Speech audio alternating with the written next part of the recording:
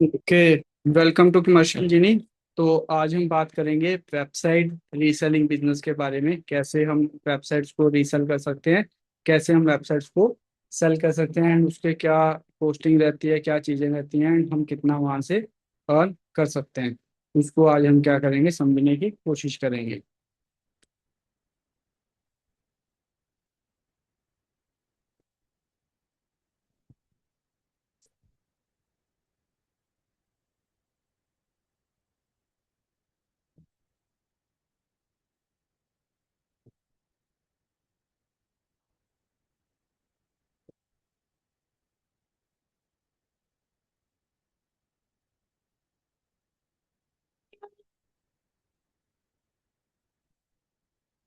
Website business, तो सबसे पहला, अगर अगर हम बात करें इंडिया की, तो इंडिया में 1 करोड़ से ज्यादा बिजनेसेस हैं। एंड आज के टाइम पे भी 60% जो बिजनेसेस हैं उनके पास वेबसाइट नहीं है। वो ऑनलाइन अपनी प्रेजेंस को दिखा नहीं पा रहे हैं। उसके मल्टीपल रीजंस है कि उनके पास प्रॉपर नॉलेज नहीं है, उनको प्रॉपर ऐसे प्रोफेशनल्स नहीं मिलते जो उनकी हेल्प कर सके ऑनलाइन लेके जाने में। चाहे हम सीएस की बात करें, डॉक्टर्स की बात करें, या फिर बाकी जो इंडस्ट्रीज है वहां पे बात करें, तो बहुत सारे लोगों के पास आज भी एक प्रॉपर वेबसाइट नहीं है। अगर कईयों के पास है भी, तो वो 2000 सम की वेबसाइट है, जहाँ पे ना तो प्रॉपर इंटीग्रेशन है, ना प्रॉपर ऑटोमेशन काम करती है, ना कोई अपॉइंटमेंट बुकिंग है, कुछ भी नहीं है। तो उनको जरूरत है ताकि वो भी मॉडर्न हो सके, वो भी चीजें कर पाए। वही अगर हम इंडिया से बाहर चले जाते हैं, अगर हम यूएसए चले जाते हैं, कनाडा कनाडा चले जाते हैं, तो वहां पे आप देखोगे जो एक छोटा सा स्टोर लोगों लगाने वाला बंदा भी होता है ना, उसके पास भी उसकी खुद की वेबसाइट होती है। बट हमारे यहाँ पे वो चीज नहीं है। अब वेबसाइट हेल्प क्या करता है? वेबसाइट एक तो हेल्प करता है ऑनलाइन ट्रस्ट बिल्ड करने में। जैसे कोई भी बिजनेस है वो ऑपरेट कर रहा है, तो ऑफलाइन में उसकी शॉप होती है, एंड वो शॉप कितनी बड़ी है उससे ये पता लगता है कि वो बिजनेस कितना बड़ी है, वो बिजनेस कितना चल रहा है एंड वो कितना अपनी सर्विस पे ध्यान दे रहा है। उसी तरीके से जब हम ऑनलाइन शिफ्ट हो जाते हैं, तो वो जो शॉप है वो अपनी बन जाती है वेबसाइट। अब किसी भी पर्सन को आपकी शॉप के बारे में नहीं पता, ना ही वो आपकी शॉप में विजिट कर सकता है। अगर आप अबोहर में काम कर रहे हो, कोई बंदा गुड़गांव में बैठा है, चंडीगढ़ में बैठा है, तो वो आपके ऑफिस में आके तो विजिट कर नहीं सकता है। तो उसके लिए आपकी ऑथेंटिसिटी को प्रूव करने के लिए, आप ओरिजिनल हो, आप ऑथेंटिक हो, आप एक्चुअल में काम कर रहे हो, बढ़िया लेवल पे काम कर रहे हो, उसको दिखाने के लिए आपकी वेबसाइट क्या होता है, एक जरिया होता है। प्लस आपकी जो वेबसाइट होती है वो आपका 24/7 सेल्समैन होता है।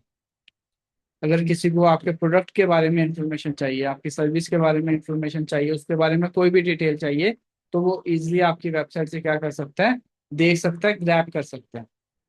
अब अगर हम बात करें कि वेबसाइट अगर हम बनवाने जाते हैं तो मार्केट में कितना चार्ज लिया जाता है, तो इसमें क्या होता है, दो तरह की कॉस्ट होती है। एक होती है one time setup cost, and एक होती है मेंटेनेंस कॉस्ट। अब वन टाइम सेटअप जो कॉस्ट, अगर हम इंडिया की बात करें तो वो कितनी हो सकती है, तो वो 10,000 से लेके लाखों तक हो सकती है एक वेबसाइट को बनाने के लिए। अब वो डिपेंड करता है कि आप जिसको पिच कर रहे हो वो वेबसाइट का आइडिया, उसका बिजनेस कितना बढ़िया है, वो कितना अर्न कर रहा है, उस वेबसाइट से उसको कितना बेनिफिट मिल सकता है। तो यहाँ पे जो सारी गेम है वो पहली आपकी स्किल्स पे, आपके पोर्टफोलियो पे है कि आपकी स्किल्स कितनी बढ़िया है, आपकी पोर्टफोलियो कितना बढ़िया है। और सेकंड जो है वो है जिसको आप सेल कर रहे हो उसकी जरूरत पे है, उसकी नीड पे है। अगर उसको जरूरत है एंड वहां से उसको बहुत ज्यादा बेनिफिट हो सकता है, तो वो आपको हंसकर पैसा दे देगा। सेकंड, आप जिनकी पहले से वेबसाइट बनी हुई है उसको आप क्या कर सकते हो, रीडिजाइन कर सकते हो, या फिर आप उसमें क्या कर सकते हो, इम्प्रूवमेंट्स कर सकते हो, जो भी वो वहां पे लैग कर रहे हैं। अब जब हम सोचते हैं कि भाई वेबसाइट बनानी है, सॉफ्टवेयर बनाना है, तो सबसे पहले जो अपने माइंड में आता है वो क्या आता है कि उसके लिए तो कोडिंग सीखनी होगी, उसके लिए तो मुझे बहुत सारा एक्सपीरियंस चाहिए, और इनके बिना तो मैं कर ही नहीं पाऊंगा। ऐसा ही होता है सबके साथ। चैट में आप मुझे बताइए अगर आपके साथ भी ऐसा ही होता है, नहीं तो आप नीचे कमेंट में भी बता सकते हो कि ऐसा ही होता है या नहीं होता। राइट।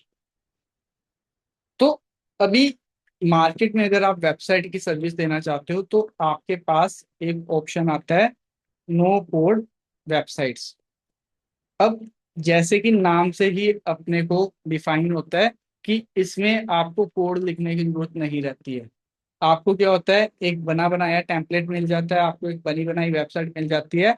आपका जो क्लाइंट है उसके हिसाब से आप उसमें कंटेंट चेंज कर देते हो, आप कलर चेंज कर देते हो, आप इमेजेस चेंज कर देते हो, एंड आप इंटीग्रेशन कर सकते देते हो, जैसे कि फॉर्म की हो गया, कैलेंडर का हो गया, अपॉइंटमेंट का हो गया।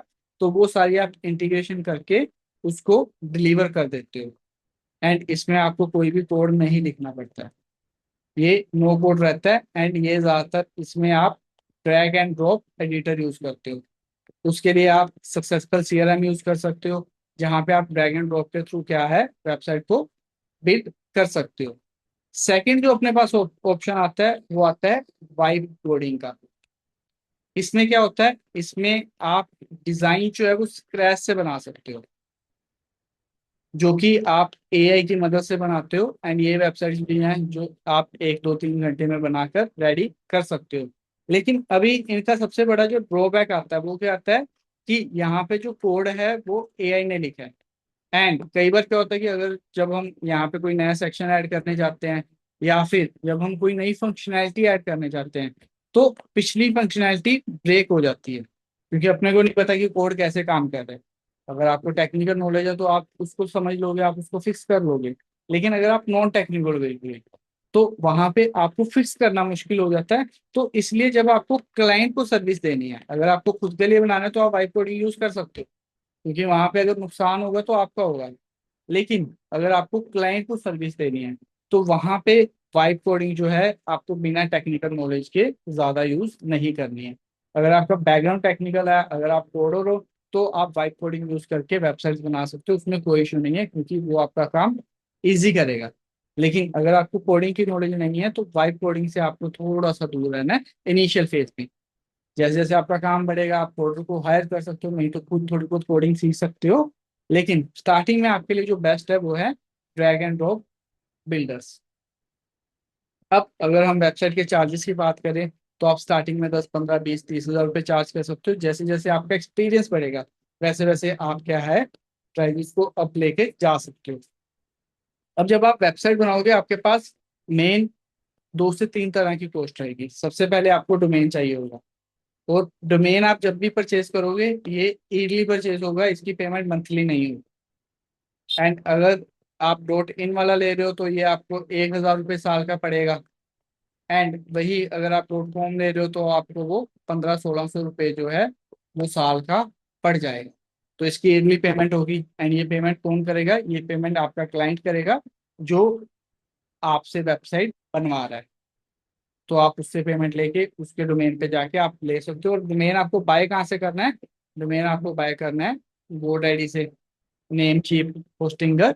तो जो पॉपुलर प्रोवाइडर है डोमेन के आपको वहीं से ही डोमेन को परचेज करना है।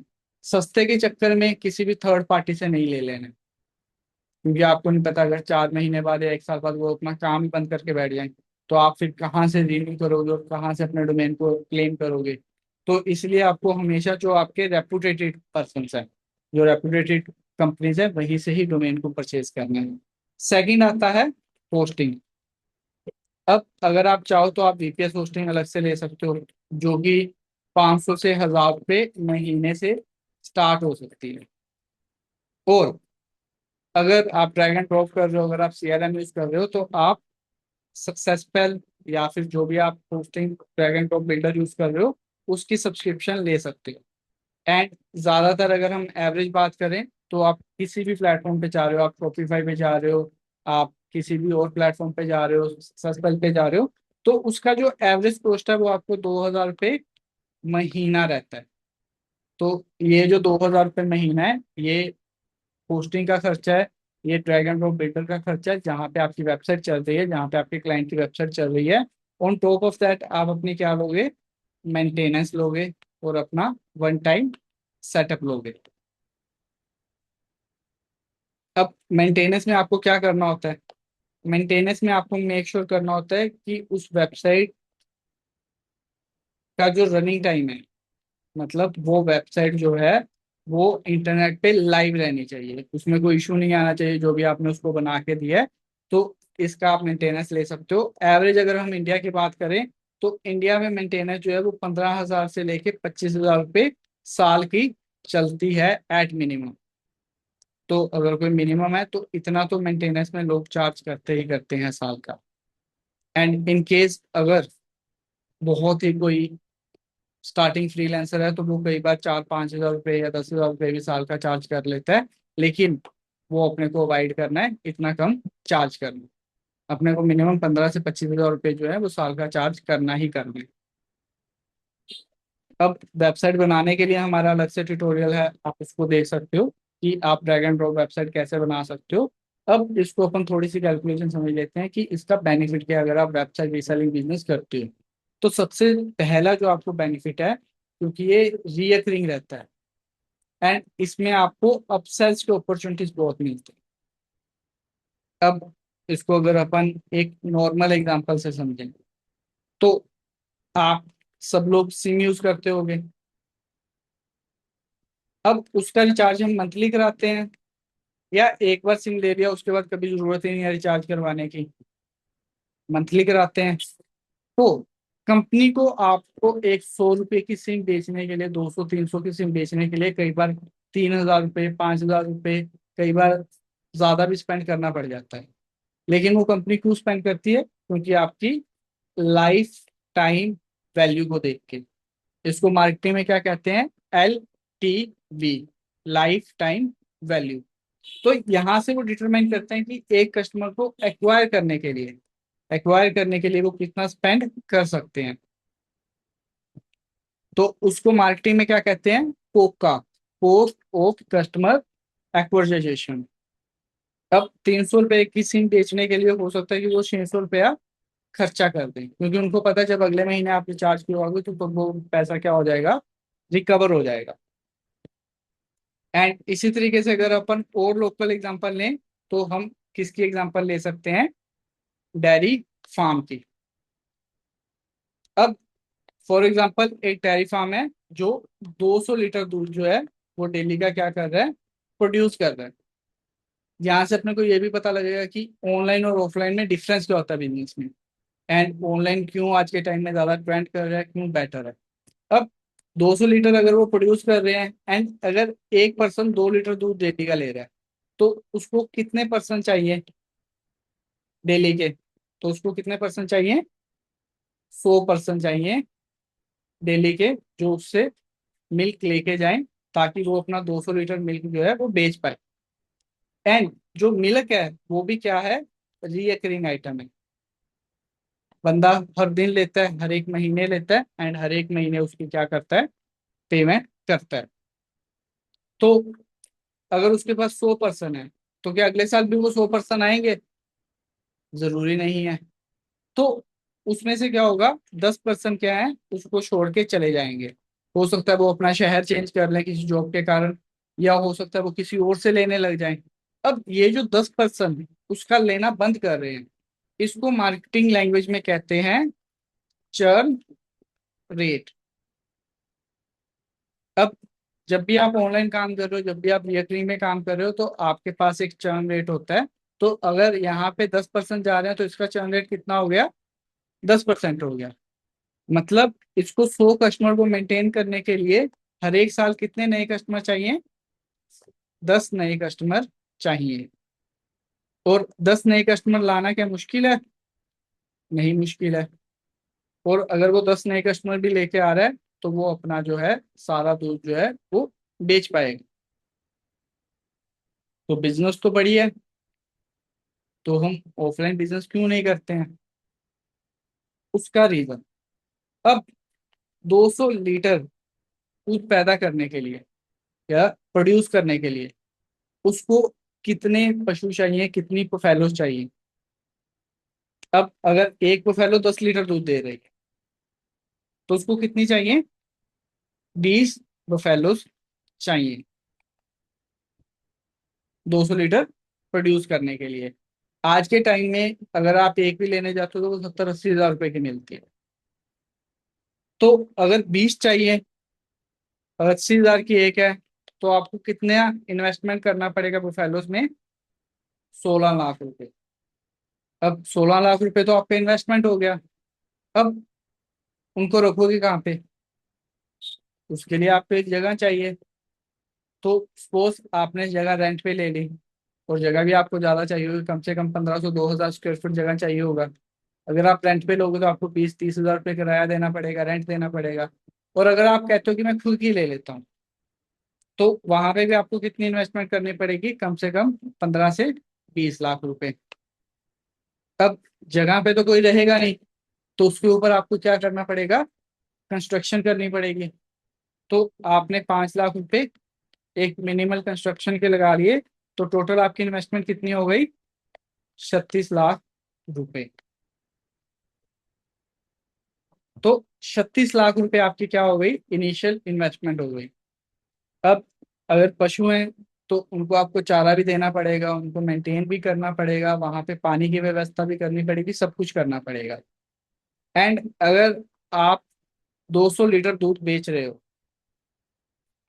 एंड अगर आप 50 रुपए का बेच रहे हो तो आप डेली का कितने का बेच रहे हो? 10 हज़ार रुपए का। 10 हज़ार रुपये डेली का जा रहा है। अगर आप 30 दिन बेच रहे हो तो आप कितने का बेच रहे हो?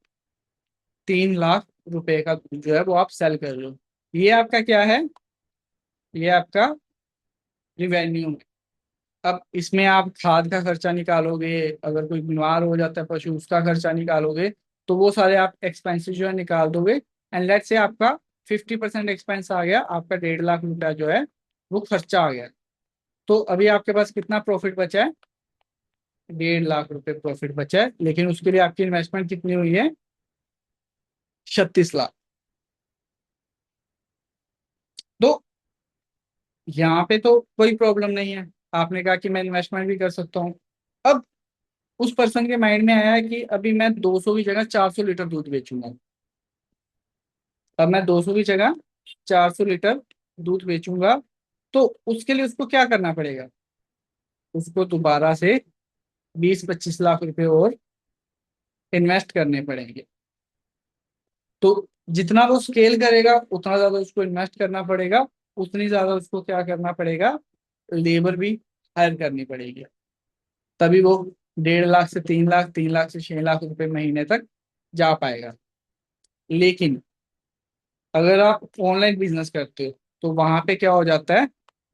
वहां पे ये चीजें जो है थोड़ी सी चेंज हो जाती हैं। अब वहां पे आपकी इन्वेस्टमेंट एक तो कम हो जाती है। अब यहाँ पे आपकी सबसे पहली जो इन्वेस्टमेंट है वो जाएगी स्किल सीखने में। कस्टमर के साथ बात कैसे करनी है, उसको डिलीवर कैसे करना है, वेबसाइट नो कोड के साथ बनानी कैसे है। तो वो स्किल सीखने में आपकी इन्वेस्टमेंट जाएगी। तो उसके लिए आपने कोर्स किया, आपने 5 हज़ार लगाया, 10 हज़ार लगाया, 20 हज़ार रुपये क्या है अपने इन्वेस्ट किए उसको सीखने के लिए। अब आपको वो स्किल तो आ गई, लेकिन जब तक आप उसको सेल नहीं करोगे तब तक आपको क्या है? कोई भी बेनिफिट नहीं होगा। अब उस स्किल को सेल करने के लिए आप क्या करोगे? आपके पास दो मेथड है। एक मेथड है कि आप ऑर्गेनिक लीड जनरेट कर सकते हो और दूसरा क्या है?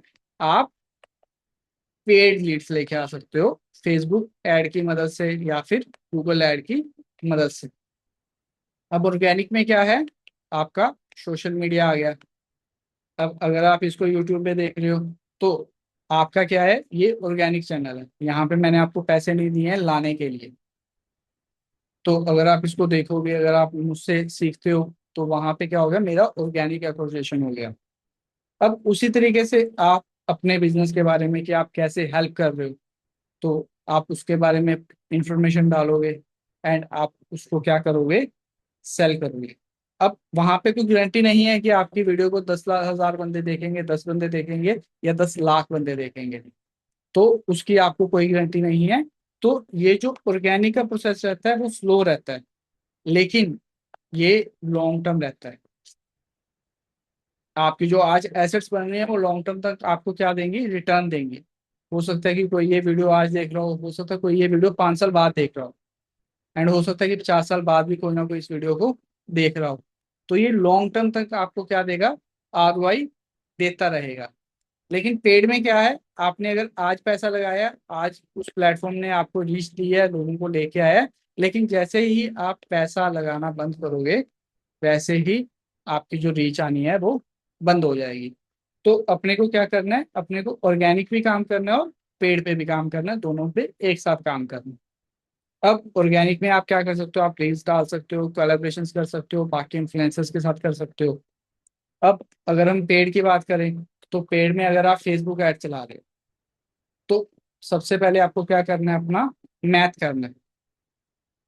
अब अगर आप 200 के बजट से ऐड चला रहे हो, एंड अगर आपको एक लीड की कॉस्ट 30 रुपए पड़ रही है, तो आप अप्रोक्सीमेटली 7 से 8 लीड्स जो है वो जनरेट कर लोगे। तो अप्रोक्सीमेटली आप कितने लीड्स जनरेट कर लोगे, 7 से 8 लीड्स पर डे की। अब अगर 7 से 8 लोग आपको कह रहे हैं कि सर मुझे वेबसाइट बनवानी है, तो उनमें से 3 से 4 लोग तो आपके साथ बात भी कर ही लेंगे। अब अगर 4 लोग आपके साथ बात कर रहे हैं, 3 लोग बात कर रहे हैं, तो पूरे महीने में ऑलमोस्ट आप 90 से 120 लोगों के साथ क्या करोगे, बात करोगे। अब उनमें से आप ज्यादा नहीं, आप 4 से 5 लोगों को भी अगर कन्वर्ट कर लेते हो, एंड उनसे अगर आप एवरेज 10 हजार रुपये भी चार्ज करते हो वेबसाइट बनाने का as a one time setup, तो आप आराम से कितना अर्न कर सकते हो, 40 से 50 हजार रुपये रिवेन्यू। तो ये आपका क्या आ जाएगा, रिवेन्यू आ जाएगा। अब जैसे ही आपने 40 से 50 हजार किया, अब इसमें आपकी पोस्ट भी है, आपने 6 हजार ऐड में लगाया है, तो वो आपकी पोस्ट निकल गई। अब अगर आप 5 बंदों को सर्विस दे रहे हो, तो उसके लिए आपने लेट से अपनी जेब से CRM परचेज करके दिया, एंड वो CRM आपको कितने का पड़ रहा है, 2 हजार का पड़ रहा है। तो अगर 5 बंदों को अपन CRM परचेज करके दे रहे हैं, तो अपने को CRM का कॉस्ट कितना पड़ गया, 10 हजार पड़ गया। तो टोटल अपना खर्चा कितना हुआ, 16 हजार रुपये। एंड लेट से आपने उसको डोमेन भी परचेज करके दे दी, तो आपने क्या किया, 20 हजार रुपये टोटल खर्चा अपना लगा दिया। तो आपके पास कितना बचा, 30 हजार रुपये महीना। तो 30 हजार रुपये महीना क्या हो गया, आपका प्रॉफिट हो गया। एंड आपने कितना इन्वेस्ट किया, सिर्फ 6 हजार रुपये इन्वेस्ट किए। अब आप इस 6 हजार रुपये को हर एक महीने अपना मेंटेन कर सकते हो, एंड उसको ग्रो कर सकते हो। अब आता है नेक्स्ट पार्ट। अब क्योंकि ये जो काम है, ये क्या है, रिकरिंग है। अब पहले मंथ आपके पास कितने क्लाइंट थे, 5 क्लाइंट थे। अब आप उनसे कितना रिटेनर ले रहे हो, 2 हजार रुपये महीना। तो अगले महीने 10 हजार तो आपका यहीं से आ गया ना। अब अगर आप इसको 10 महीने तक करते रहते हो कंसिस्टेंट बेसिस पे, एंड हर महीने आप 5 क्लाइंट क्या करते हो, ऐड करते रहते हो, तो 4 महीने में आपके टोटल कितने क्लाइंट्स हो गए, 20 क्लाइंट्स हो गए। एंड वहां से आप कितना ले रहे हो, 2 हजार रुपये महीना रिटेनर ले रहे हो, तो आपका कितना हो गया, 40 हजार रुपये महीना क्या हो गया, फिक्स इनकम हो गई। अब अगर आप नए क्लाइंट्स को सर्व नहीं भी कर रहे हो, तो आप 40 हजार रुपये महीने तक पहुंच गए। अब जैसे हमने डेयरी फार्म में बात किया था कि कुछ लोग आपकी सर्विस को क्या करेंगे, छोड़ के चले जाएंगे, तो वैसा यहाँ पे भी होगा। तो सभी आपकी सर्विस को कंटिन्यू नहीं करेंगे। तो लेट से आपका 10% ही चर्न रेट है, तो 20 में से अगर 4 लोग आपको छोड़ के चले गए, 20% लगा देते हैं मैक्सिमम। ज्यादातर 20-30% से ज्यादा होता नहीं है। तो अगर मैक्सिमम में अपन लगा लेते हैं, आपको 4 लोग छोड़ के चले गए।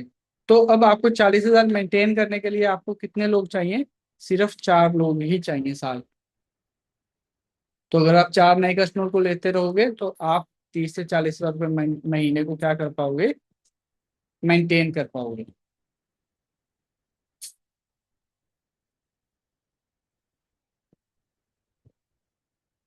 तो इस तरीके से आप क्या कर सकते हो, अपने वेबसाइट के बिजनेस को स्टार्ट कर सकते हो एंड उसको ग्रो कर सकते हो। इसमें आपको सिर्फ इन्वेस्टमेंट करनी पड़ती है अपने स्किल्स पे, अपनी नॉलेज में, ताकि आप उनको वो सर्विस दे पाओ। मार्केट में अगर हम डिमांड की बात करें तो आप गूगल पे जाके देख सकते हो कितने आपके लोकल बिजनेस जिनकी वेबसाइट बनी हुई है आज के टाइम में। नहीं तो आप अपवर्क, फाइवर में जाके चेक कर सकते हो कितने लोग हैं जो इसकी सर्विस प्रोवाइड कर रहे हैं। एंड अगर आपकी इंग्लिश बढ़िया है, अगर आपकी कम्युनिकेशन स्किल्स बढ़िया है, तो आप सेम इंटरनेशनल क्लाइंट्स को भी क्या कर सकते हो? अप्रोच कर सकते हो। एंड वहां पे जो आपका प्राइस है वो ऑलमोस्ट 2x से 5x हो जाएगा इंस्टेंटली। जहाँ पे आप रिटेनर 2,000 ले रहे हो, वहीं पे ही आप रिटेनर 5,000 10,000 भी ले सकते हो, क्योंकि वहां पे उनके लिए वो 50 60 70 डॉलर है। तो आप इंटरनेशनल क्लाइंट्स को अप्रोच कर सकते हो, उनको सर्विस दे सकते हो। तो that's all for today video. तो अगर किसी को भी वेबसाइट रीसेलिंग बिजनेस सीखना है तो वो हमारे दिए गए नंबर पे कनेक्ट कर सकता है। 7710250500। See you inside another video. Thank you.